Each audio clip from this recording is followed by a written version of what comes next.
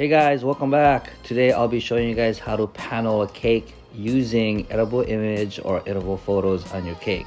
So let's get right to it. Alright, so first thing we need to do is we need to prepare our cake. Cake needs to be filled, structured, crumb coated, and then frosted with buttercream. This part of the procedure needs to be done properly so that way it'll be easier for us later on when we start to put the images. Make sure to take your time when preparing the cake. Everything needs to be leveled, everything needs to be straight, and surfaces must be smooth.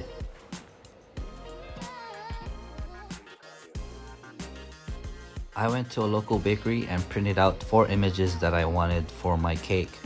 These are printed on edible wafer paper and they cost me about $5 each, so $20 total on this.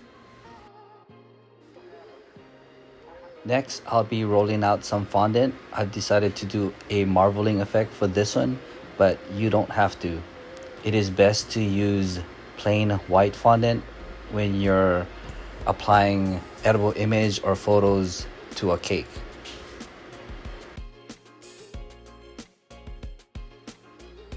Here's a cake hack for you. Use a parchment paper to figure out the exact measurements for the panels of your cake. There will be a top portion and then 4 panels for the side. Here I'm spraying a really light mist of water and it will act as glue when I apply the edible image onto the fondant. And I'll be using parchment paper to press down each edible image or photo onto fondant. Using the parchment paper allows you to evenly press the images onto the fondant, making it nice and clean.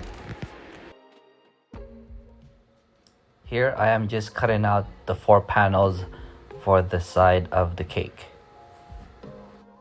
Alright, so it's now time to cover the cake. I'm starting off with the top panel. And again, I like to use parchment paper to smooth out the cake. This is where I will invert the cake so I can trim off the edges. Use the edge of your cake as your guide to trimming the fondant.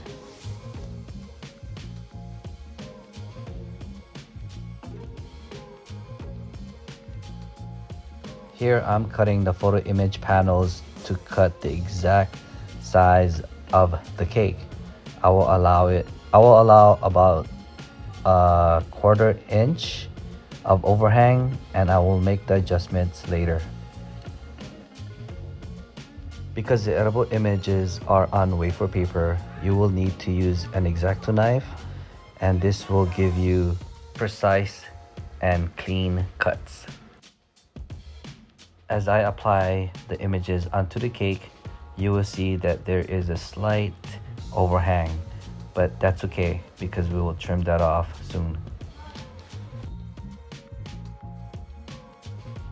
I will now lay the cake on its side and this will allow me to trim that extra overhang off, and because the cake is on its side, it allows me to get sharper and cleaner edges.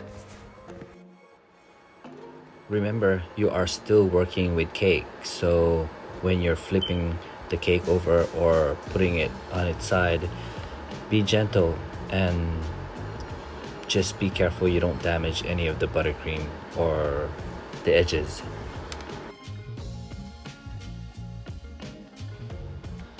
Okay, so we got just 2 more panels to go. We just need to repeat exactly what we just did with the previous 2 panels.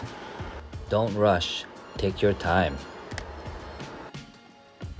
If you don't trust yourself maneuvering and flipping the cake on its side, all you need to do is press a cutting board upright against the panel and use that as your backing.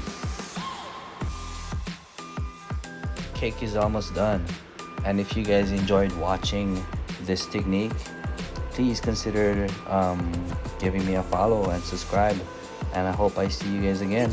All right, aloha.